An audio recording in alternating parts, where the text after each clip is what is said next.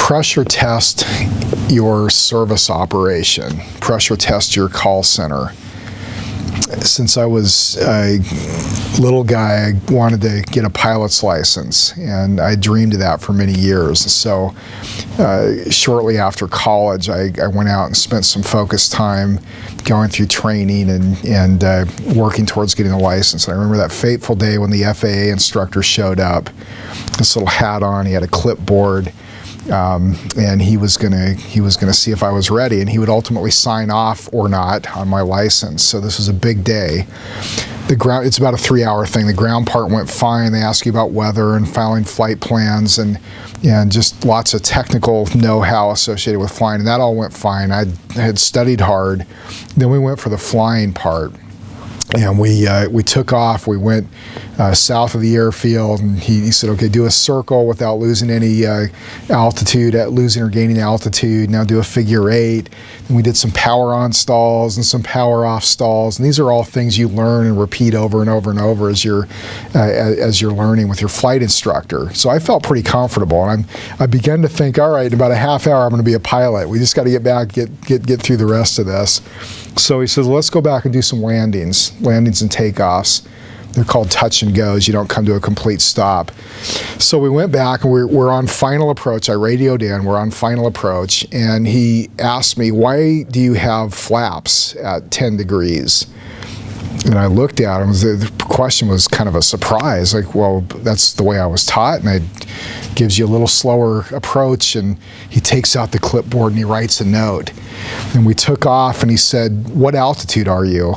I said, "Well, I gave him the reading and wrote another note," and his questions became more frequent and more intense, and had an irritation to them, and I thought, I have no idea what I'm doing wrong here, but I'm in trouble. I'm obviously not doing what I need to do. So we did a number of touch and goes, and he was pretty worked up.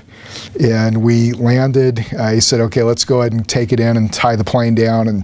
And my heart had dropped. I saw my dream slipping away. And I'm tying up the plane, and he's sitting in the right seat of the cockpit, and I see him turn my certificate over and sign it. And he threw me the keys. He said, "Congratulations, Brad, you're a pilot." I said, I was failing miserably. What were all the questions? And he laughed. He said, "Yeah, I can get a little worked up, can't I?" He said, "You know, I've got 3 hours with you. I've got 1 or 2 more of these today, and I've got some tomorrow. And I've got to know you really know what you think you do, and that you are going to go with your convictions when things get busy and confusing, because there's going to be a time you're going to have your family in the plane. The weather might not be terrific.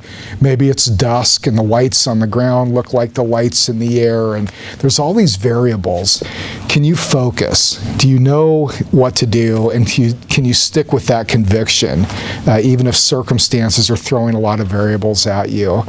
And he said, "So I apologize. I play it up a little bit, but I'm comfortable."